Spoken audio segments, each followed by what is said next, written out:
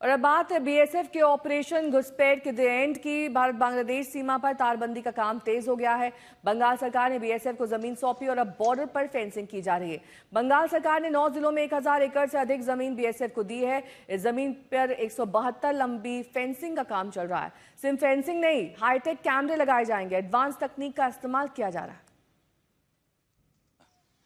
एक तरफ जैसे ही राज्य सरकार के द्वारा जमीन दी गई, बीएसएफ ने ग्राउंड पर आकर के पश्चिम बंगाल में सबसे पहले मुर्शिदाबाद में जो सिंगल लेयर्ड स्टील फेंसिंग ये बनाना शुरू कर दिया है। ये स्मार्ट फेंसिंग होगी जिसकी ऊंचाई जो है लगभग 12 फीट के आसपास होगी। और यहाँ तस्वीरों में आप देख रहे हैं कि बीएसएफ के तमाम जवान जो हैं उनकी निगरानी में इस तरीके की ये स्टील फेंसिंग तैयार की जा रही है।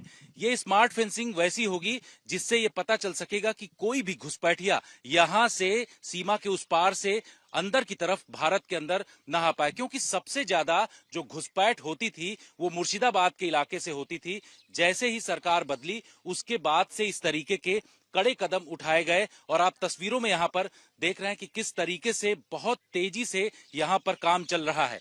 ये जो लेबर हैं ये लगातार यहां पर काम कर रहे हैं और सीधा मकसद यही है कि इस पूरे इलाके से किसी भी तरीके की घुसपैठ न हो।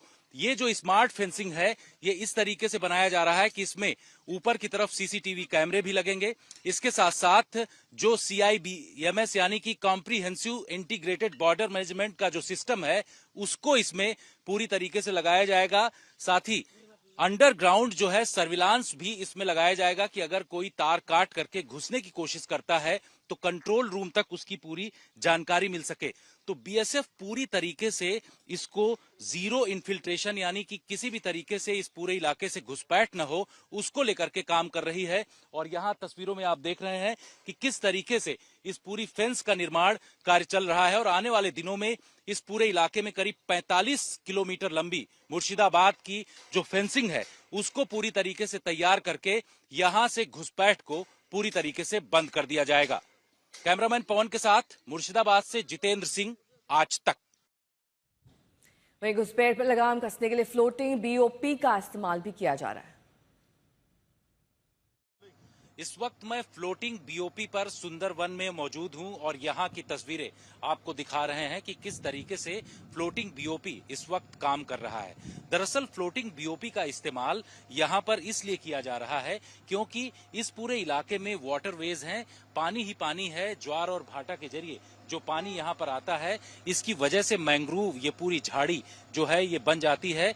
तो इसके लिए यहाँ पर फ्लोटिंग बीओपी का इस्तेमाल बीएसएफ के कमांडोज के द्वारा किया जा रहा है।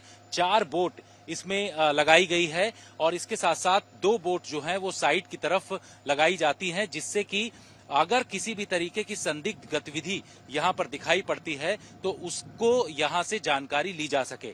दरअसल यहाँ बीएसएफ के कमांडोज भी मौजूद होते हैं और चारों तरफ इनके द्वारा निगहबानी की जाती है। आपको इस फ्लोटिंग बीओपी के तमाम बिंदुओं को दिखा रहे हैं कि किस तरीके से चारों तरफ यहाँ पर इसको डिजाइन किया गया है। और ये बाकायदे यहाँ पर कंट्रोल रूम भी बना हुआ होता है। कंट्रोल रूम से जब भी कोई संदिग्ध गतिविधि की जानकारी यहाँ पर पहुंचती है तो उसके बाद जवानों को यहाँ से जानकारी दिया जाता है और ये तमाम जो बीएसएफ के कमांडोज हैं वो फ्लोटिंग बीओपी के जरिए पूरी तरीके से निगहबानी करते हैं। ये सामने की तरफ आपको जो तस्वीर दिखाई पड़ रही है ये बांग्लादेश है और यही नदी के अंदर यानी कि ये सुंदरबन के इलाके से ही ये इंटरनेशनल बॉर्डर लाइन जाता है, जिसकी वजह से इस पूरे इलाके में बीएसएफ के जवान लगातार जो है निगहबानी करते हैं।